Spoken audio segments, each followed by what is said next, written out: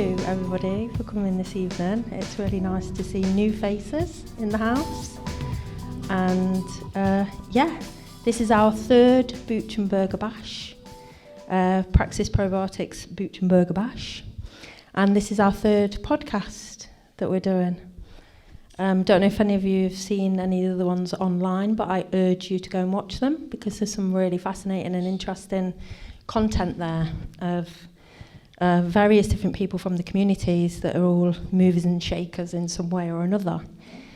And I'm really happy tonight that we've got some more movers and shakers with us in the form of these beautiful, amazing, powerful, awesome women that are sat with me on stage. So, give it up for Pippa, Leise and Ayesha.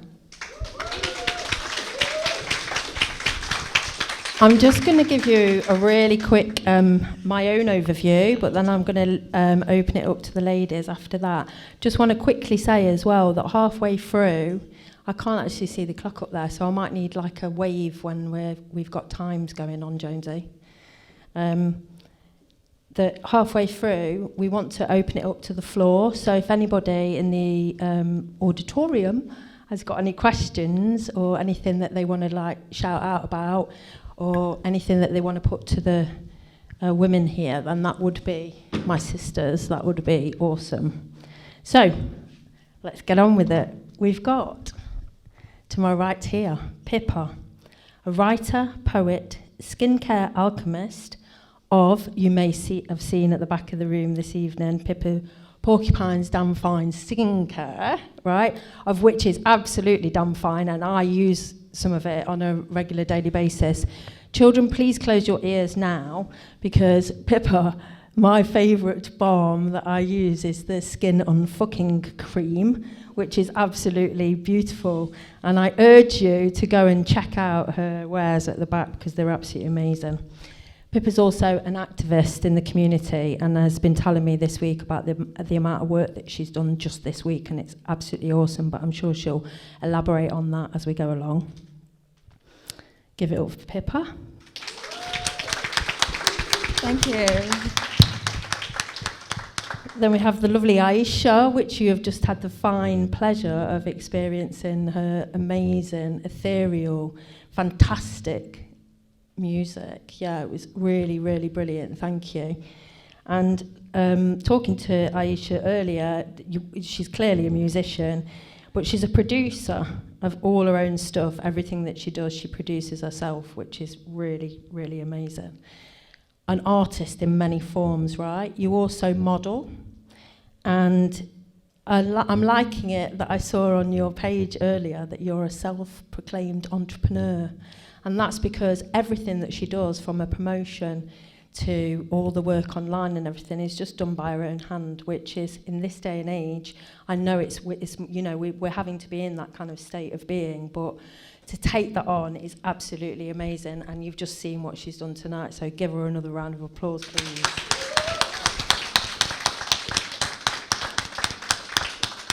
And then we've got the lovely Leise, who is power of nature, force of nature in her own right. She is chef and owner at Vegan Revelation Cafe in Belper, which, if you haven't been to, I would absolutely urge you straight away to get down there, because Lisa's food is the bomb. I love going there whenever I can get the opportunity to do so. It's so delicious and tasty. It's a really cute little cafe, and it's got your stamp all over it. Absolutely unique, fantastic food, and a great space to go and actually hang out. Leise is also a musician in her own right as well, and you are working with Darren Carey, who's a poet at the moment, and in a duo called Old Crows, where Leise actually plays the cello to Darren's poetry. And you're a badass mother juggling shit as well, so give it up for Leise, please.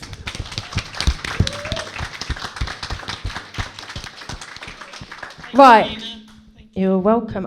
So I've just given you my brief overview of what I'm saying about you. I'd like you to invite you to tell us a little bit about yourselves by your own words, if that's all right, Pippa. All right then. Yeah, apart from, I think you gave me a quite comprehensive and lovely introduction, so thank you. I'm trying to think what else I can add. Just that, yeah, I'm part of the team that runs the Real Talk Spoken Word Night, which has been going on for a good few months now in Derby. It's been really successful, and we've been raising money and awareness for various different causes, like for food banks, domestic violence charities. This Thursday coming, we're raising money for Women's Work and International Women's Day, so carrying on the Women's Day related theme. So. And you told me earlier this week as well that some of the work that you've been doing was, well, I'll just give you a little list, but if you can elaborate on any of it, it would be wicked. You said that you've written a hate crime awareness workshop for teenagers, that you've been reviewing literature on Radio Derby, and that you've been giving a talk to future doctors about personality disorder and how they can avoid mental health stigma in their practice. Can you elaborate on any of them? That's like massive. Yeah, well, every couple of months, then I go on Radio Derby and just review some novels, poetry, and all the amazing events, like poetry and literature related events that happen in Derby, because there's a lot of it going on and it deserves to be spoken about. And as well, yeah, at the Royal Derby Hospital, they've got a really groundbreaking scheme where they invite people who've got lived experience of mental illness, which I've got, to actually go in and talk to medical students about it in like a really structured way, so that when they go into their practice in future, then they'll have much more grounding in actually like dealing with people as people. And this is one of only 2 medical teaching places in the country where doctors are actually, before they graduate and are allowed to get unleashed on the public, where they actually get to practice with actual real people beforehand. So I think it's really valuable, and it's been rated really highly, and it's been used as an example of like best practice through the country in education now. That's amazing that you're part of that as well. And about time that they're doing that, right? Definitely. Yeah. So within that context, do you go in and have an experience where they're kind of like having to practice with you? How does that work? There's a bit of both. There is practice case history interviews where the doctors kind of pretend that you are a patient they're meeting for the first time, and they have to practice like talking to you, asking you about your history, and having to get all the relevant information while also, you know, making a human connection. And then we fill in a feedback form and get to make comments about how they did afterwards. And then also there's conferences where we give talks to a larger group where we kind of outline our life stories and treatment and various experiences and things, and then they just listen, and then they can give questions, and they ask some really insightful questions sometimes. So I find it really valuable. That's amazing. Well done. That's absolutely awesome. And so that with that, is that all like connected in as well with the stuff that you're doing with the crime awareness stuff for teens? Is that around mental health issues as well, or is that totally separate other thing altogether? I guess it is a pretty separate thing. I guess everything's ultimately connected, and if someone's afraid of hate crime or is a victim, it could definitely affect their mental health as well as everyone else in the community. But this has come more from the poetry side, where I'm going to be working with Spiral Arts, if you've heard of them in Derby, who do loads of great art activities in the community. And so we've been given a grant from the police, I think, to run these trainings and using creative means to help teenagers to sort of understand what hate crime is, what they can do about it, how they could help if they witnessed it, or what they could do if they were a victim, and just the emotions around that. That's amazing. And do you feel like the response and reactions that you're getting from the teens that you're working with, that it's actually like... Oh, I haven't started it yet, so it's It's going to be on Tuesday, and Okay. I know Sarah as well is going to be separately using movement to explore the same themes. So it's a whole ongoing process. Amazing. I think. Well, that's incredible. Thanks, Pippa. That's awesome. Can we go on to Ayesha then? I would just like to say that I've got a police officer and a future doctor in the audience tonight that I know of, so I'm sure they would agree that all of the things that you're doing are massively important and a massive step forward in terms of public service and looking after the people. Totally. Well done. Thank you. Thanks. Ayesha, going off the back of this, because we're talking about how creativity and the importance of creativity and those artistic aspects of self are now a really crucial thing that are feeding into society as a whole. Yeah, I mean we've lived a long time seeing artists as on the fringes of society, so to speak. Whereas what Pippa's talking about is integrating them more into society in ways that are really, really important, with, deeper ways. I do think that's really, really important. So also the a sense of community comes a lot of time from, like she was saying, with the open mics and stuff. You get people of all abilities and ages and stuff. There are quite a few people who come down to the open mics who are only 14, 15, and they're getting to mingle with more experienced musicians who've been gigging a long time and feeling like a part of something. And I think that's really, really important. So as far as music goes, that's really important. And then obviously there are the art things. I know Dubrec were doing I'm not sure if they're still running it now. I don't know if you can help me out with that. They were doing an art night, like a community art night. Was that the drink and draw or the crafty social? I know they've been doing quite a few. They do quite a lot of important events at Dubrec. So talking about bringing it into the open mics where you've got younger people coming and engaging, and that's being, that's opened up to more. How old are you when you started doing all your music stuff? I was 17 and I started out by playing at Ryan's Bar's open mic after a friend recommended it to me, and that really kind of helped me start a journey of becoming the performer that I am today. So I think that open mics are massively important.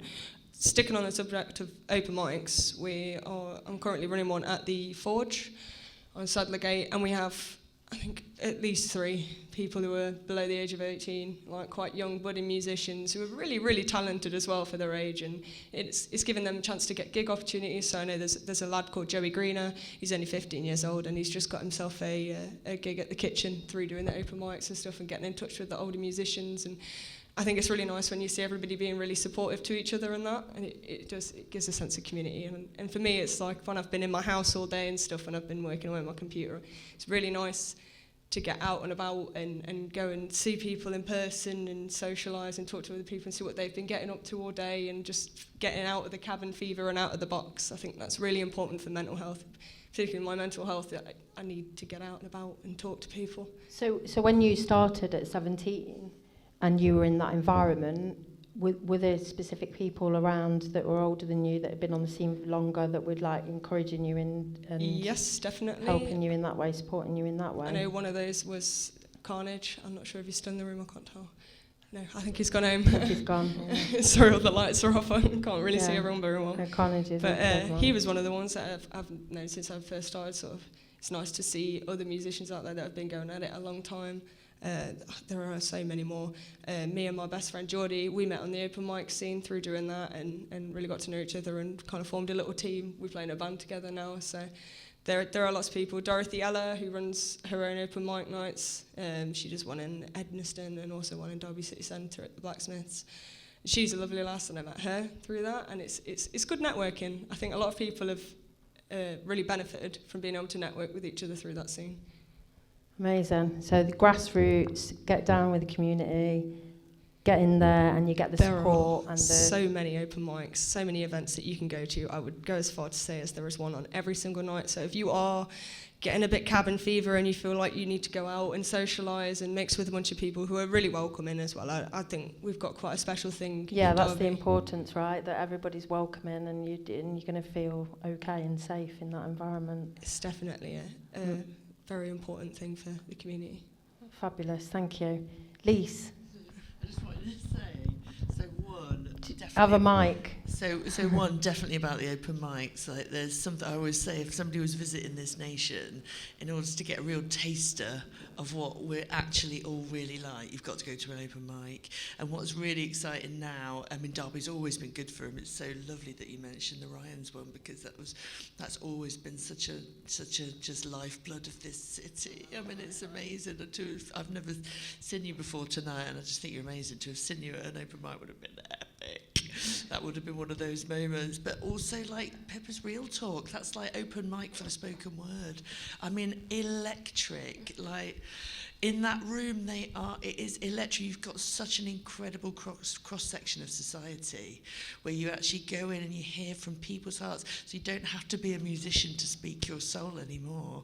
You can just get up and speak your soul. They are epic. They are electric. And are you engaging with open mics with the stuff that you're doing with Darren? I have been playing a bit with Darren. I think we've done 2, but I realised last time when I rocked up accidentally, obviously without me cello, it was just as exciting, but actually being in the audience as it was being on stage. In fact, it was even more let go to be able to just absorb what I was watching and just come away going, everybody has to get to these nights, because there is something about, it's like what satire used to do for the dark society stuff going on. Yeah, we've got a lot of that going on right now. These spoken words are healing in that way. You realise, I went to one post, I think pre and post election, and I realised, like, oh, this is the balm.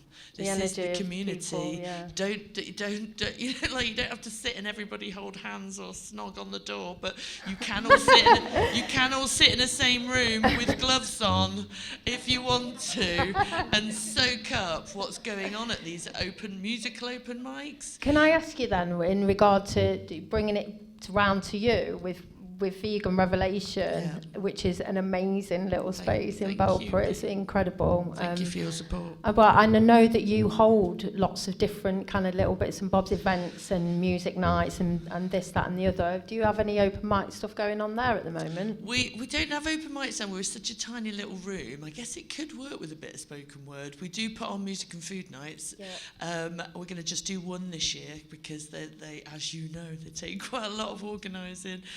And that was set up really because we've been talking to musicians, and it was like they were getting paid to do gigs where they're doing covers, but not necessarily getting paid to do gigs where they get paid to do their own stuff. So we set those up, and we still have exceptions to that. And we've got Kev Andrews doing the next one, and his are all his crazy interpretations of songs on his Spanish guitar.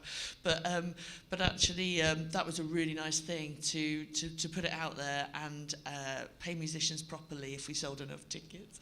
And have the combination of a space and an environment where you can come and get some food, and a bit of drink, and have the music and have that open kind of space in that way. They've been very fun to do, and the workshops, that was because we were so supported by the local community when we opened. I mean, we never thought that we would. I mean, we're only 5 little tables, it's only a tiny little cafe, but we never thought that the local community would pick us up and run with us. So that was like some people were doing their first workshops in there, or it was just a way of giving back, really, and just saying, thank you, come and use the space. And they were amazing, but definitely the affiliation with you lot was great. I think one of our favourite ones was definitely when everybody bought their own veg, and you came over. Got your glut. And everybody bought their own veg, and we piled it up on the table in the middle of the room, and everybody helped themselves and went away with a jar of what everybody had made. That was a really magical. That was magical. Yeah. So the more that we can have cross sections of all the stuff that we all do, collectively, and bring them all together, the better, right? Because then we're all just like supporting each other in those ways. Definitely. Amazing. Right, I just want to throw it open really quickly. You think Jones is running around with a microphone, are you? In the back? Yeah?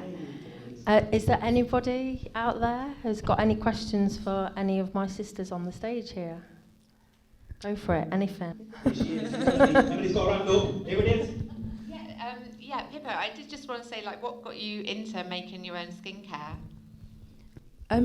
Basically, I had really bad eczema, and in looking at the products that were available in the shops, they had ridiculous petroleum-based ingredients.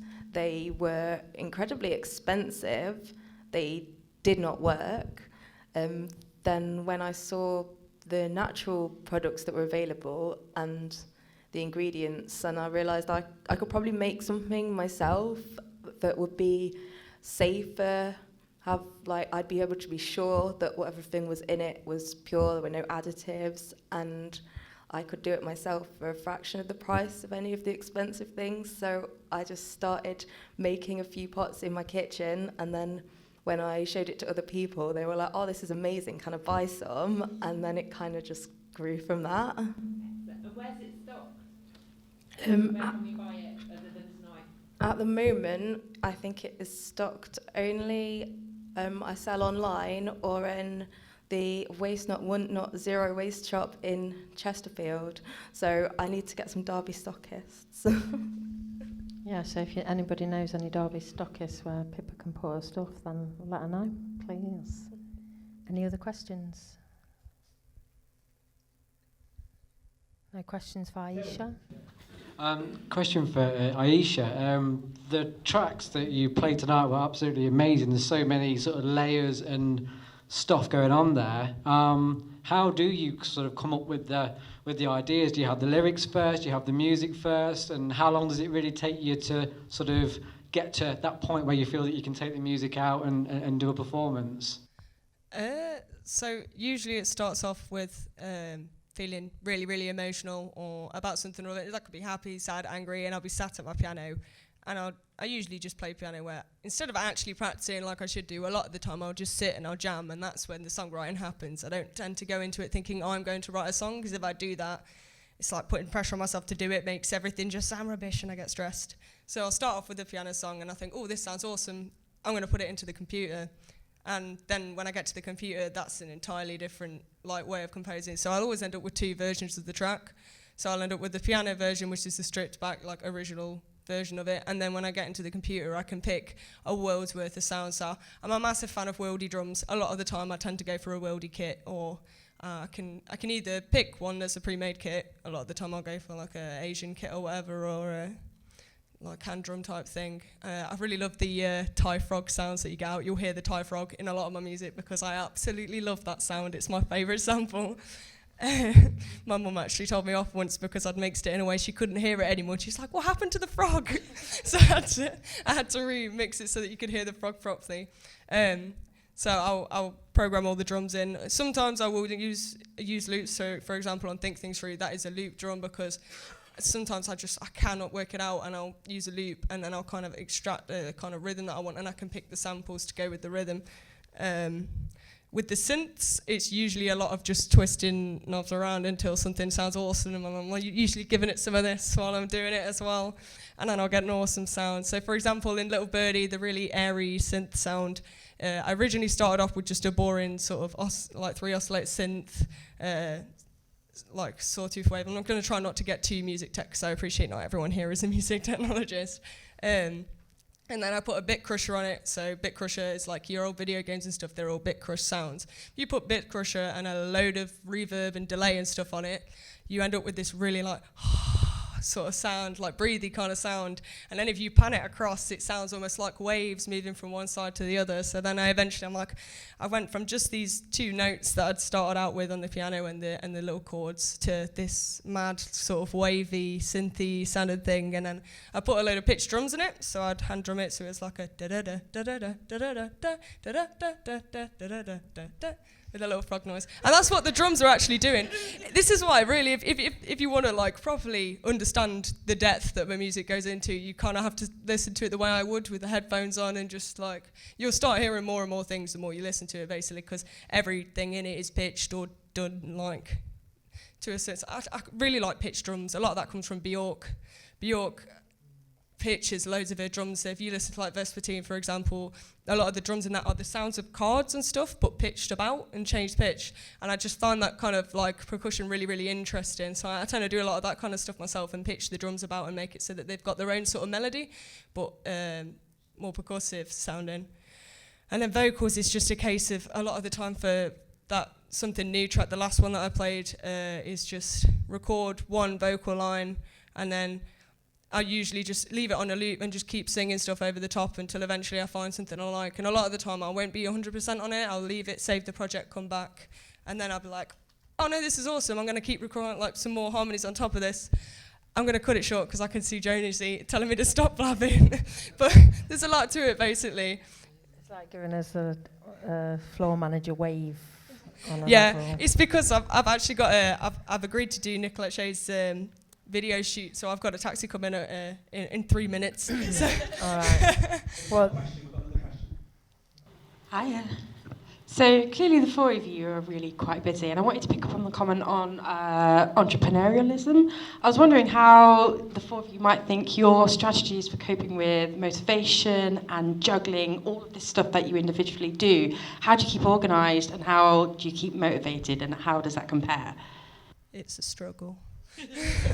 it's a struggle. Yeah. It's a struggle, but it's worth it because we all love what we do so much that it's worth forcing yourself out of bed and writing to-do lists and trying to like not stress too much, but also being really stressed. I'm sure I think it's more about like when you've actually got a passion or a purpose for something, and that thing's the main thing that's like what you're about, then that's where the motivation ends up coming in, and that's what gets you out of bed in the morning. You know, you can be there just being like, oh, for God's sake, I'm overwhelmed, I can't deal with this. But the actual love for what you're doing and the purpose of what it is and where it's going in the world is the thing that will keep you driven to that state, you know. I mean, that's my perspective anyway. That's how I kind of go about stuff, and I imagine we were having this conversation, weren't we, Leise, when you were talking about juggling everything in life, including motherhood, you know, and what that is. There is no not going in. You have to just keep saying, I've got this. I've absolutely got this, and I'm just gonna. You just keep going. There is no going back. You just got to keep going because you like you said, you love it, and that's your drive. Like we always talk about the pie off for Christmas when we got to this point, and it was an all-nighter to get it done. And obviously we're all, you know, completely sober now, so we just keep going on the all-nighter, and we just keep going because there is no alternative. There's just, you just do it because you absolutely love it, and you push it. You squeeze the absolute last bit of juice out of it, and sometimes your brain goes wonky, but you just keep going, forgive yourself, and carry on. That's what I think. I want to go to bed. Okay, I think we've got to wind up. I'm getting hand signals from the back of the room. So thank you so much to the three sisters on the stage with me right now. It's been lovely. It would have been four sisters, sorry. You didn't say anything, Freya. Do you want to say anything? Last words? Hi. Thank you so much for your help, Freya, as well. You were amazing setting up tonight. You were like so brilliant helping us set up earlier on, honestly. It was great. I don't know what we wouldn't have done without you running from one room to another, taking messages while we were trying to set up. So thank you.